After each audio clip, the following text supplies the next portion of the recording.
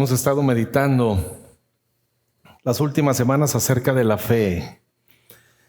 Y la semana pasada considerábamos, hermanos, ese mensaje liberador que nos quita la presión de producir nosotros fe. Hemos podido entender, hermanos, que la fe que Dios quiere que usemos para creer en Él nos ha sido dada por Él. No la tenemos que producir nosotros. Cuando la Biblia nos llama a tener fe, en realidad es a usar la fe que nos ha sido dada. Porque si todo en la vida cristiana empieza poniendo nuestra fe en el Señor, cuando el apóstol Pablo nos habla de la salvación y dice que no es por obras para que nadie se gloríe, que es por gracia, que la recibimos por medio de la fe y que esta tampoco es de nosotros, pues es igual un don de Dios que nos ha sido dada. Esa fe, hermanos, que son las manos que toman el regalo de Dios, de su misericordia, de su gracia, de la salvación en Cristo Jesús, también nos ha sido dada por Él. Y a todos nosotros que tenemos a Cristo en el corazón, una vez que hemos usado la fe para ser salvos, ahora nos ha sido dado también, hermanos, la medida de fe. A cada uno de nosotros contamos con la medida de fe que el Señor nos ha dado. Ahora nos toca usarla. Y por supuesto que hay momentos, hermanos, en que no encontramos esa medida de fe o que no sabemos cómo usarla. Hay momentos en que nos parece tan difícil usarla, tan difícil creer que Dios pueda intervenir a nuestro favor. De eso se trató nuestro mensaje la semana pasada. Hay momentos, hermanos, donde inclusive no queremos siquiera seguir. Como el caso del profeta Elías que meditábamos también en la semana, ¿se acuerdan? Después de aquella amenaza que le hace Jezabel, la esposa del rey, y le dice: para mañana a esta hora vas a estar muerto como uno de mis profetas. Yo me voy a encargar de eso, de hacerte lo que le hiciste a mis profetas, ¿no? Y entonces Elías, el representante de la profecía del Antiguo Testamento, hermanos, que aparece en el monte de la transfiguración con Jesús juntamente con Moisés, representando la ley y los profetas. Ese representante de la profecía lo encontramos un día después de esa amenaza metido en una cueva. Ha renunciado, se ha rendido. El agobio, hermanos, por el temor de la amenaza de Jezabel ha sido tal que no quiere ir más. De hecho, hermanos, su oración a Dios en ese momento no es fortaleza, no es ánimo para seguir adelante, es: quítame la vida. ¿Usted se imagina que alguien así como el profeta Elías llegue a ese momento, llegue a ese punto donde le pueda decir al Señor, aquel de quien ha profetizado, aquel de quien ha hablado tanto, cuya presencia he estado, porque Él dice: vive Jehová en cuya presencia estoy? De pronto no quiere más. Y dice: Señor, quítame la vida. No voy a seguir. Pero ese no era el final de la historia de Elías. Dios tenía un final mejor. De hecho, ¿saben qué pasó con ese profeta que pidió que le quitaran la vida, que pidió morir? No murió. Es una de las personas, hermanos, que encontramos en la Escritura que no murió. Junto con Enoc y muy probablemente con usted y conmigo, porque Cristo vendrá pronto. Amén. Elías no vio la muerte. El que se quería morir, el que le pidió a Dios: quítame la vida, Dios tenía un final diferente. Muchas veces llegamos a ese punto, hermanos, donde quisiéramos que la vida se terminara, ¿no? donde quisiéramos ya no encontramos razones para vivir, para seguir adelante. Y a veces no es necesariamente con la vida, a veces es con el matrimonio. Llegamos a un punto donde decimos, esto ya no más, ya no va más, ya. Este matrimonio se acabó. Quítale la vida, Señor, a este matrimonio. Tal vez nos damos por vencidos con los hijos, que los vemos cada vez más rebeldes y más lejos del propósito de Dios para su vida y nos llegamos a rendir. Ya, se acabó, no lucho más por mi hijo. Tal vez es el negocio, tal vez es el trabajo, la economía y todo se pone contrario. Llegamos a creer que eso está terminado y nos sentimos así, deprimidos, angustiados, como el profeta Elías en una cueva, pensando que todo ha terminado, pensando que es el final. Sin embargo, hermanos, así como con Elías, Dios tiene para nosotros un final glorioso. Por eso, está bien ser reales delante de Dios. Está bien venir con Él y decirle, Señor, no encuentro razones para creer. Te dudo, Señor, que vayas a hacer un milagro y que vayas a rescatar este matrimonio, que me vayas a sacar de esta crisis financiera. Dudo que vayas a resolver esto. Está bien ser reales, como lo fue Elías y como lo han sido muchos hombres y mujeres en la historia sagrada y en la historia moderna. Podemos venir delante del Señor y decirle exactamente lo que estamos sintiendo, sabiendo, hermanos, que la acción de Él será a nuestro favor, como fue con Elías. Dios sabe que su profeta está cansado, agotado y que no quiere seguir más. Y entonces Dios le envía a un ángel para que lo alimente. Lo despierta y le dice, levántate y come. Dice que Elías se levantó, todo allá en el primer libro de Reyes, se levantó, comió y se volvió a dormir. Pero Dios termina lo que empieza, hemos meditado esta semana. Dios no deja algo inconcluso. Él va siempre, hermanos, hasta las últimas consecuencias. Y Él no se dará por vencido jamás con nosotros. Dios es el Dios de las oportunidades, hermanos. Así que ninguno de nuestros fracasos lo detendrá. Nuestros errores, aún nuestro pecado no lo detuvo, hermanos. Envió a su Hijo a morir en la cruz para pagar por todos ellos. Así que si este mensaje llegó tarde para ti y hoy estás enfrentando las consecuencias de un divorcio, de una ruptura, de una crisis financiera, de lo que sea, recuerda que no es el final, que Dios tiene planes maravillosos para tu vida. Vuelve el ángel a levantar, a despertar a Elías y esta vez le dice, levántate, come, porque largo camino te espera. Y eso es lo que está sucediendo en este momento con nosotros.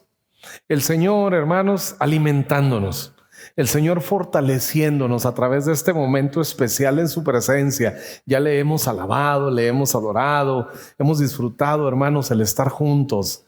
Ahora estamos recibiendo su palabra. El Señor diciéndonos, levántate, aliméntate, come, porque este no es el final. Largo camino te espera.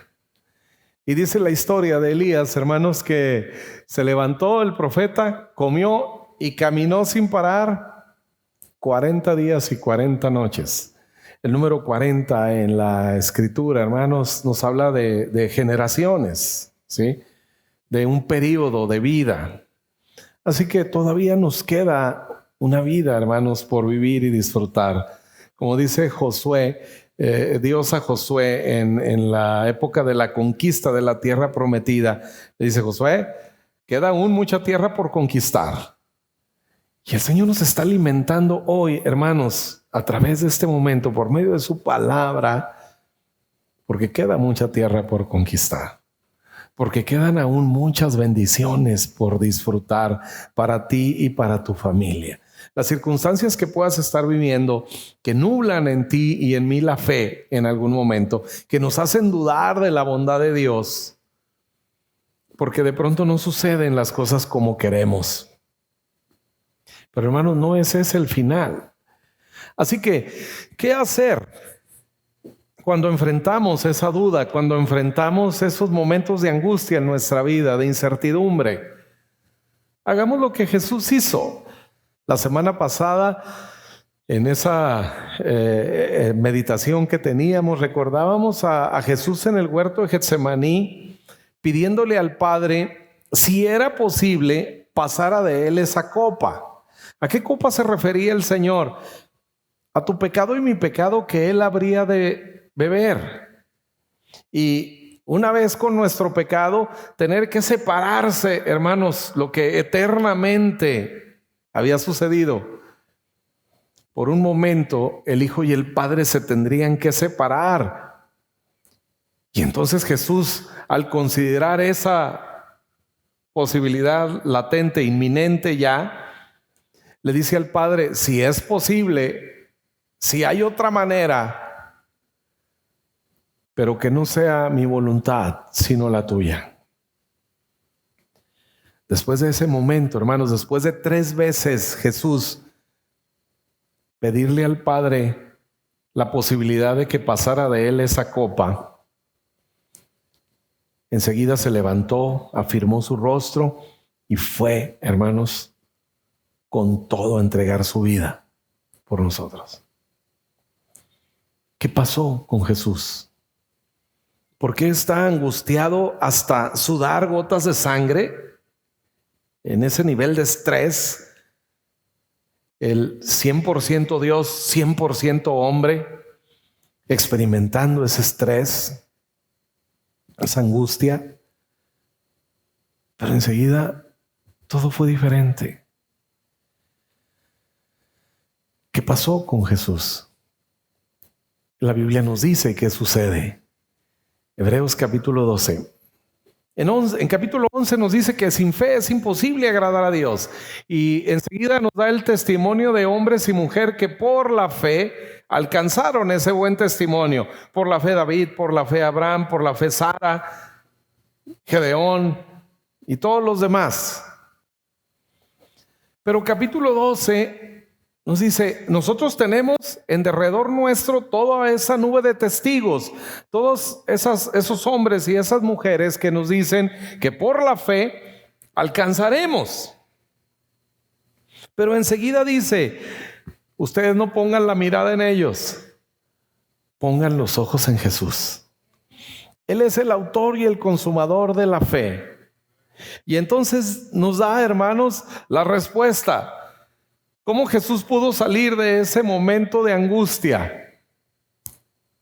Y dice así, el cual, por el gozo puesto delante de él, sufrió la cruz, menospreciando el oprobio, y se sentó a la diestra del Padre.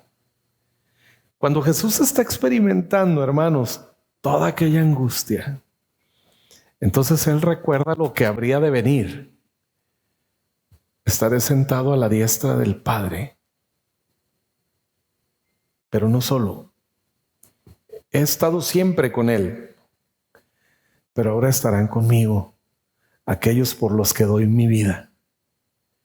Y sabes, tú fuiste la razón de la pasión de Jesús.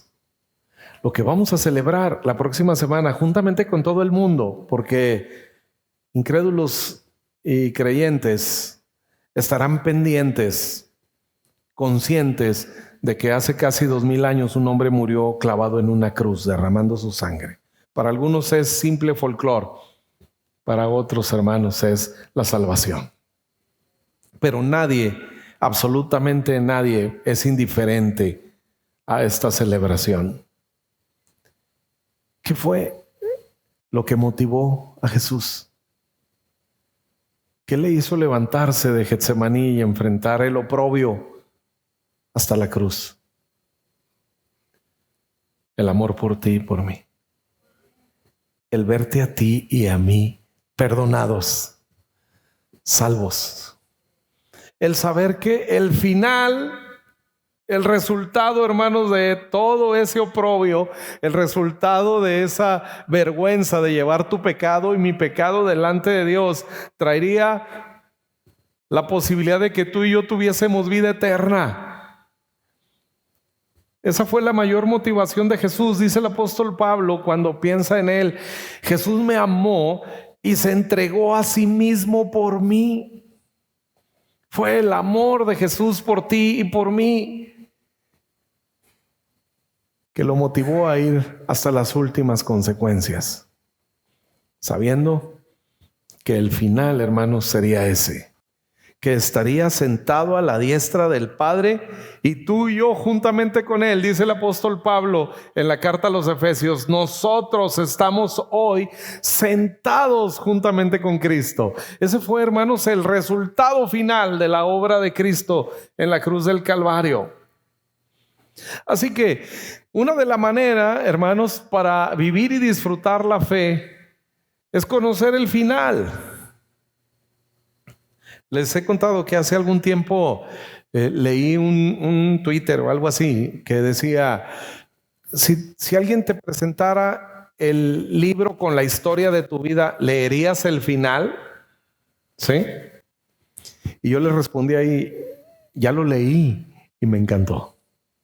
Porque la Biblia, hermanos, habla del final de mi historia aquí en la tierra y saben que igual que la de usted, es gloriosa.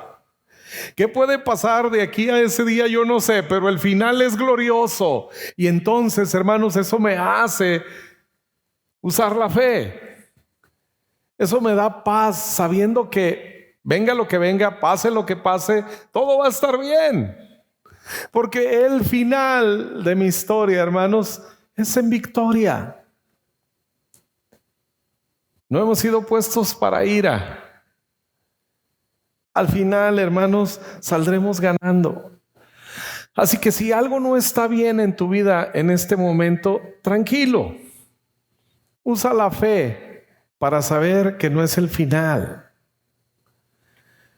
Hay un libro famoso de Stephen Covey, 7 hábitos de la gente altamente efectiva. Seguramente algunos aquí ya lo han leído. El único hábito que vale la pena, creo yo, empieza con el final en la mente. ¿Sí? Es el único que he tratado yo de seguir. Empieza con el final en la mente. Cuando tú sabes que el final es bueno, puedes enfrentar cualquier circunstancia, lo que venga, porque sabes que vale la pena. De eso se trata la vida en Cristo. Jeremías 29:11 dice el Señor, yo sé los planes que tengo acerca de ustedes, planes de bien y no de mal, para darles el fin que esperan. Y por toda la Biblia, hermanos, encontramos a Dios buscando hacerle bien a su pueblo.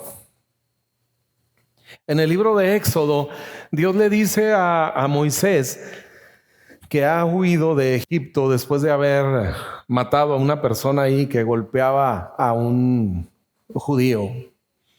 Y ha huido, y 40 años después Dios se encuentra con él y le dice, he escuchado el clamor del pueblo y he recordado la promesa que le hice a Abraham, a Isaac y a Jacob.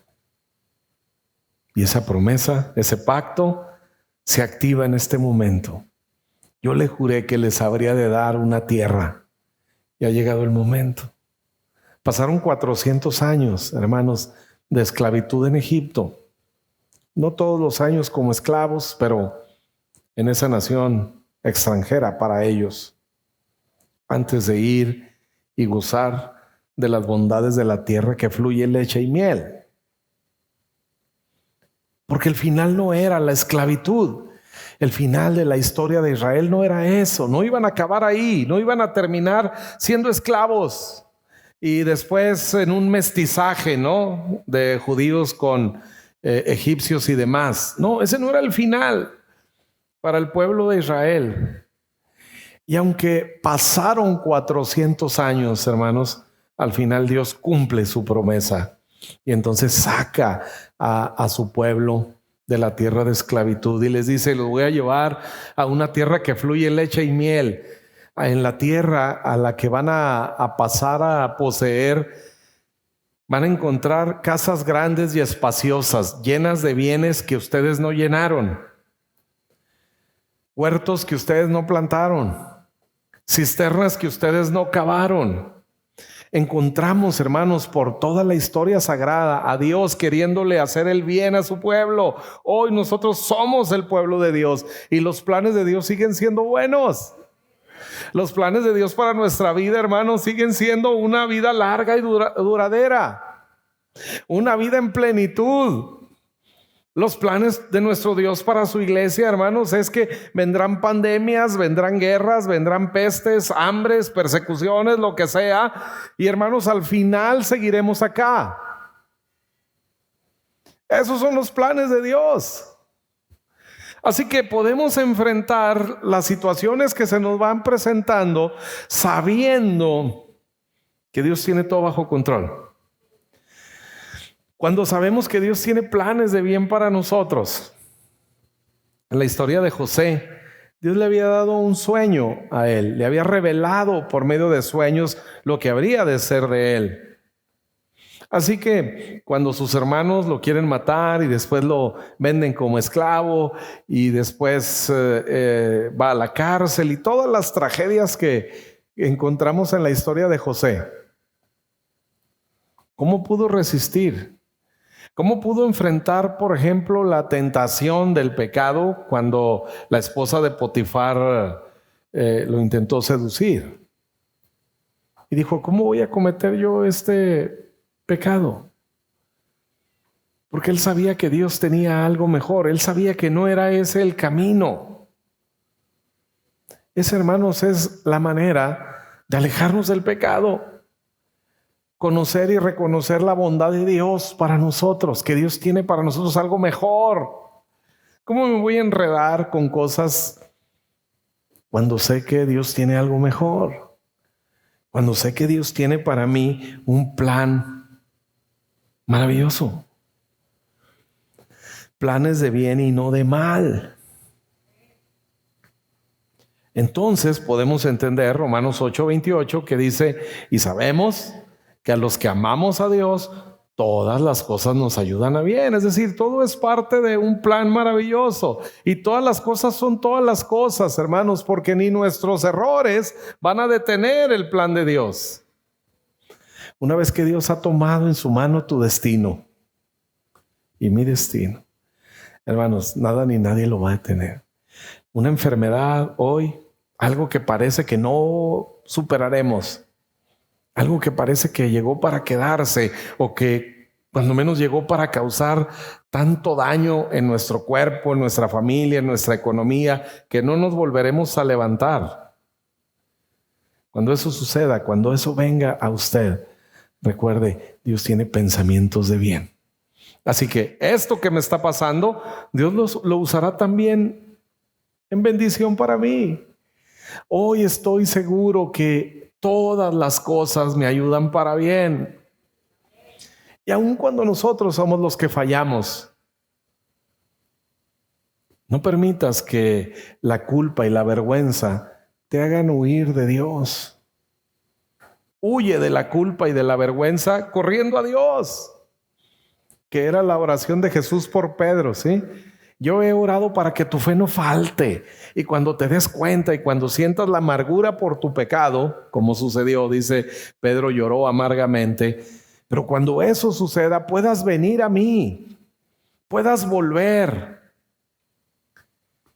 Y entonces puedas ser feliz, disfrutando del perdón y del plan que Dios tiene para tu vida, que no cambia. El plan de Dios es perfecto. Hermanos, Dios no tiene plan B. La cruz no fue el plan B de Dios, porque luego muchos piensan, bueno, y si Dios sabía que íbamos a pecar, ¿por qué puso ese árbol ahí, no? ¿Por qué no lo rodeó con las espadas de fuego como después rodeó el árbol de la vida? Porque el plan de Dios siempre fue salvarnos.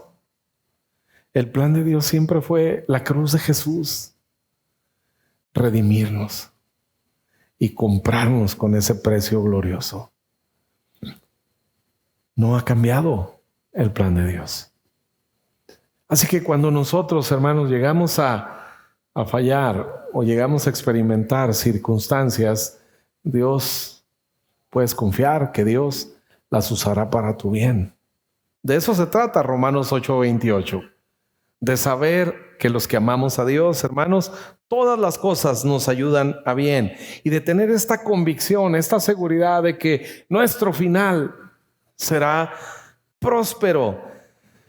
El apóstol Pablo lo dice en Filipenses capítulo 1, el verso 6, y me gusta la traducción de la Biblia, el mensaje, que lamentablemente no está en español, pero hace un énfasis maravilloso. Dice que no tengamos, hermanos, la más mínima duda en nuestra mente que Dios ha empezado, que el Dios que ha empezado en nosotros esta gran obra la mantendrá y traerá de ella un final floreciente.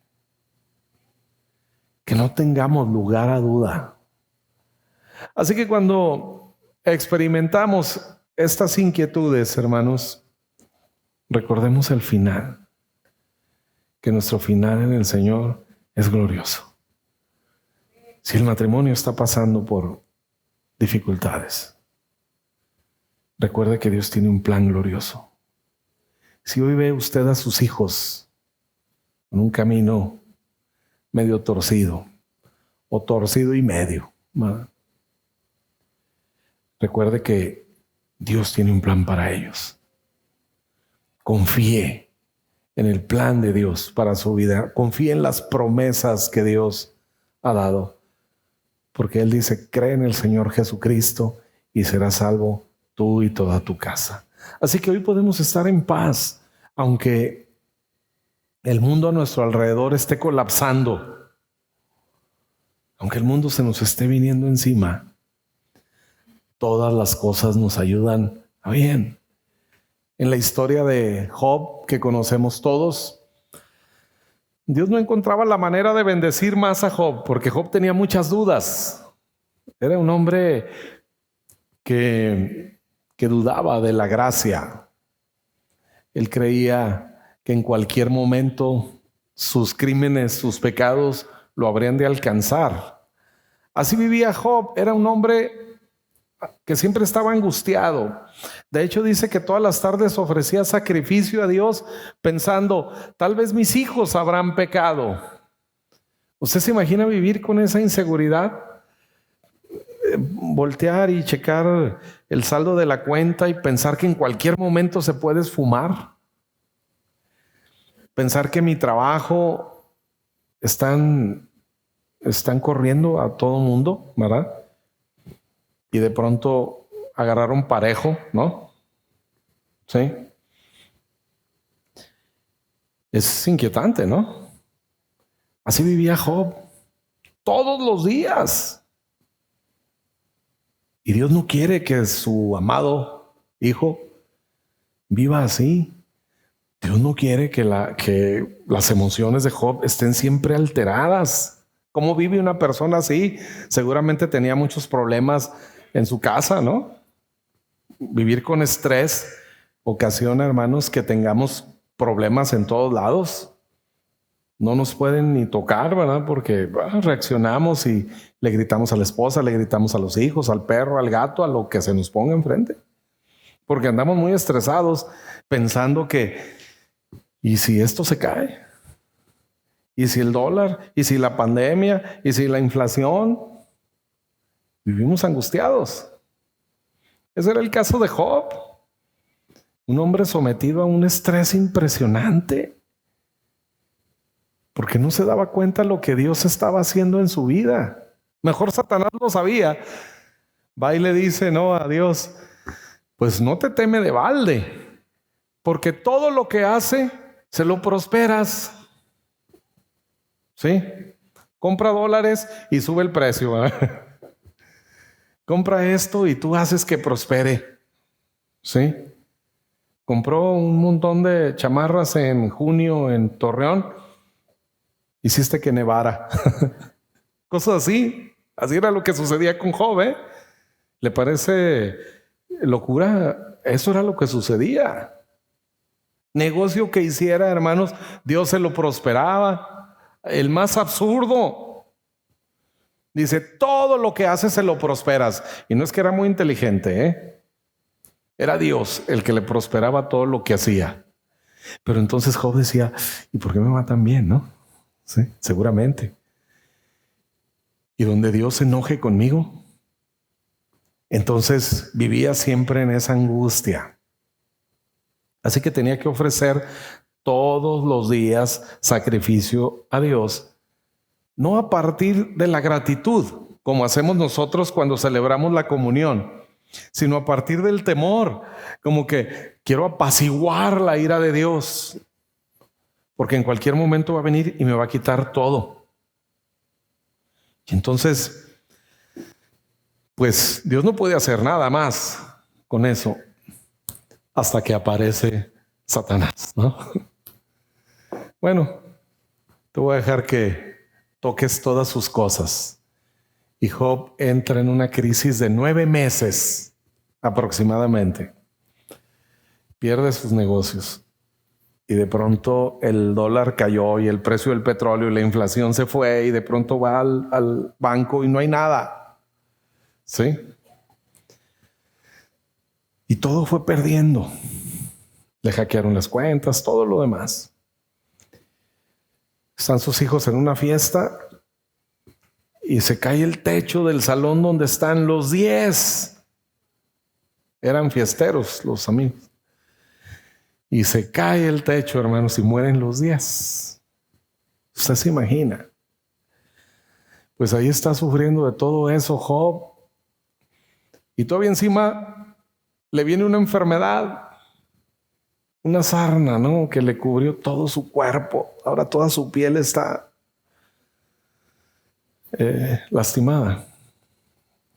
Y va y se viste en cilicio. El cilicio, hermanos, era una especie de ropa o una tela áspera, ¿no? Como de yute o algo así, no sé, algo más áspero todavía, ¿no? Y se lo pone para acentuar el dolor. Usted imagínese, ¿no? Y picarse ahora sus heridas con esa tela áspera, ¿sí? Y ahí está, en cenizas, rapando su cabeza. Y la esposa, con toda sabiduría, le dice, ¿todavía retienes tu integridad? Maldice a Dios y muérete, ¿no?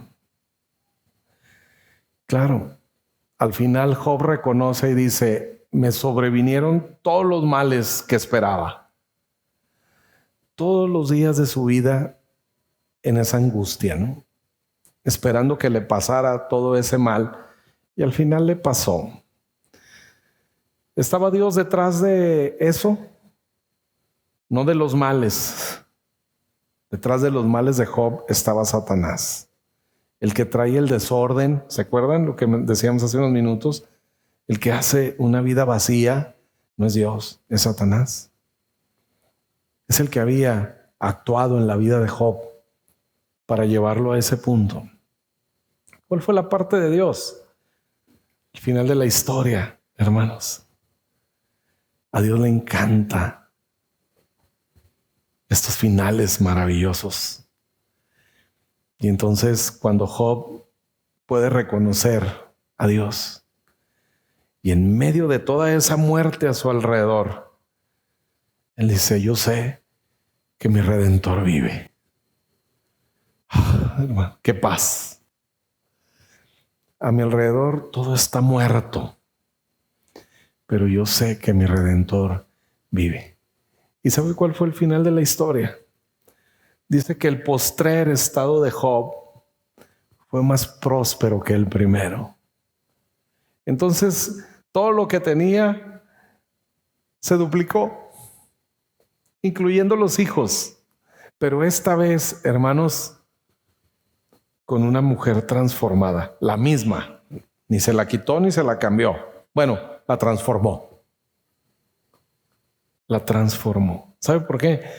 Porque dice que las hijas de Job que le nacieron después eran las más hermosas de la tierra. Y si ellas eran las mujeres más hermosas de la tierra, significa que tenían una madre igual de hermosa. ¿Qué? Y no solo eso, después que todo pasó, Dios le concedió a Job 140 años para disfrutar esa bendición. 140 años. Así son los finales en las historias de Dios. Así son los finales en la vida de aquellas personas que reconocemos a Dios como nuestro Redentor, que confiamos en Él, que terminamos rindiéndonos a Él. De aquellos que nos dejamos guiar por Dios, que reconocemos lo que Job dice, nuestro Dios nos guiará aún más allá de la muerte. Hay un momento en Job, en sus expresiones, que dice, aunque Él me matare, yo seguiré confiando en Él. ¿Qué puede haber malo en Dios para nosotros, hermanos, si Él ha manifestado querer siempre hacernos el bien? Así que, cuando Jesús está enfrentando su pasión, después de sentir esa angustia, seguramente recuerda que Dios está con él. Que Jesús dijo, yo puedo destruir este templo y levantarlo en 3 días. Y no se refería al templo de Salomón, sino a su cuerpo, que finalmente sucedió.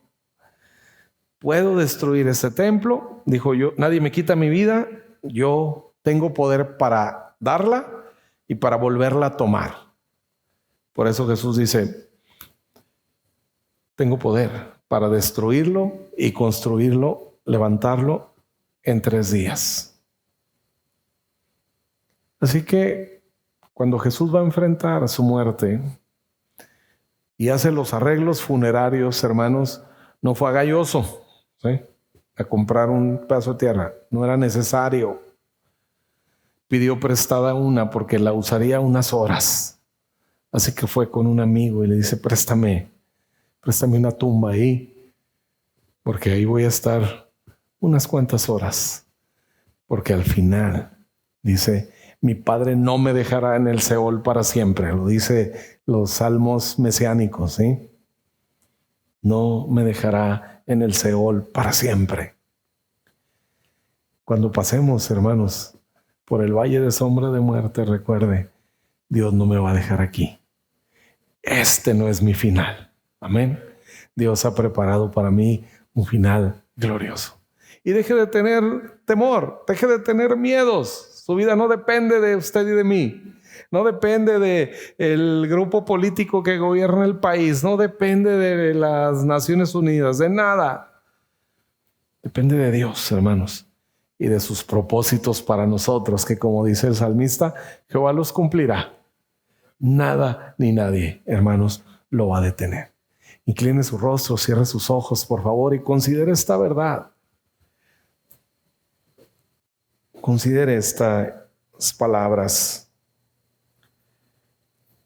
Así como Jesús vio la victoria al final del camino, así, hermanos, el final de su vida es glorioso. Lo que suceda entre hoy y el día que Cristo venga o nos llame a su presencia, hermanos, todo será usado para bien. Y si llegamos a pasar por algún valle de sombra, por el agua o por el fuego, sepa que Dios lo sacará a abundancia. Esa es la manera de usar la fe. Traer el final a la mente sabiendo que esto no nos va a terminar, sabiendo que el final con nuestro Dios, hermanos, es fructífero, es maravilloso. Padre, gracias, Dios, por este tiempo, por la oportunidad de meditar en tu palabra. Gracias, Señor, porque tienes nuestro destino en tus manos, así como el de nuestras familias, el de nuestros hijos y nuestra descendencia entera, Señor. Hoy proclamamos tu palabra que dice: cree en el Señor Jesucristo y seremos salvos con toda nuestra casa. Hoy proclamamos así, Dios, que nuestra familia es salva. Hoy proclamamos que nuestra esposa es como vid plantada alrededor de nuestra casa, que el esposo es ese varón que teme a Jehová y que anda en sus caminos, y que todo lo que hace es prosperado. Así bendecimos hoy a nuestra esposa, al esposo. Bendecimos a nuestros hijos, Dios, sabiendo que son como plantas de olivo alrededor de nuestra mesa, y que nada ni nadie, Señor, impedirá que tus planes sean una realidad. Hoy queremos usar ese don de fe para creer en tus promesas, Señor. Que esta enfermedad, Dios, no nos dejará postrados. Que esta enfermedad, Señor, no es el final. Que aún nos queda un largo camino por recorrer. Y que hoy, alimentados, Señor, por tu palabra, emprendemos esta caminata, Señor, hasta que Cristo venga. Que seamos nosotros, Dios, de aquellos que, como Enoc y Elías, no vieron la muerte, porque te recibiremos, Señor, en las nubes. Pero si en tu misericordia, Dios, ese día aún se extiende en el tiempo, el día que tengamos que ir a tu presencia, Dios, igual sabemos que será un día feliz y glorioso, porque nos encontraremos con nuestro Salvador. Entre tanto, déjanos disfrutar cada día, Señor, de tu provisión, y disfrutarla así, seguros, convencidos que viene de ti y que nada ni nadie, Señor, nos puede tocar. Que nos has rodeado con tu favor como con un escudo. Que, Señor, todo lo que hagamos y toquemos será prosperado en el nombre de Jesús. Bendice así a mis hermanos, a mis hermanas en sus trabajos, en los negocios, Dios. Prospéranos de tal manera, Dios, que podamos disfrutar como Job lo hizo. Y si en algún momento, Padre, enfrentamos circunstancias contrarias, podamos recordar que viene el doble de bendición y que habremos de disfrutarlo con esa larga vida que nos darás. En el nombre de Jesús, Señor, bendice a tu iglesia. Amén. Amén. Gracias, amados hermanos, por la oportunidad. Disfruten el amor del Señor, disfruten los planes de Dios para su vida. Sean felices, hermanos, y deje de preocuparse por el día a día, porque al final seremos prosperados. Gracias, hermanos. Dios les bendiga. Fernando, terminamos.